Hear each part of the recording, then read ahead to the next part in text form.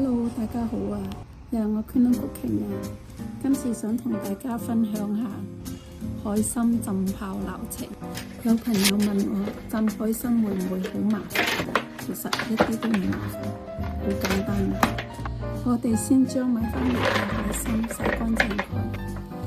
呢度有32個頭啦，225克，好似手指咁大。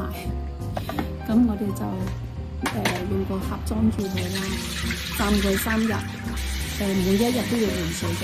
一浸完咧，第2日咧即刻大條咗嘅近海參。咁新年隔離到啦，啲海參咧個個都會買啲海參嚟宴客啦，食海參咧好好嘅，又可以降三高啦，抗氧化啦，對心血管又好啦。咁浸咗3日之後咧，我哋第4日咧要將啲海參劏開佢，解一解開佢，然後咧我哋要一煲水啦，將啲海參煲滾佢啦，跟住焗住佢，唔好打開蓋，由得佢浸到去第2日。咁然之後咧，我哋咧先將嗰啲海參咧再洗乾淨佢啦，將佢裏邊咧嗰啲腸啊，嗰啲雜質啊，將佢挖乾淨佢，再揾水咧洗清佢啦，洗乾淨啲海參啦，因為劏到個肚啦嘛。我哋要洗到海參啲水好清，洗到好乾淨。然之後咧，我哋咧要瀝乾啲水分。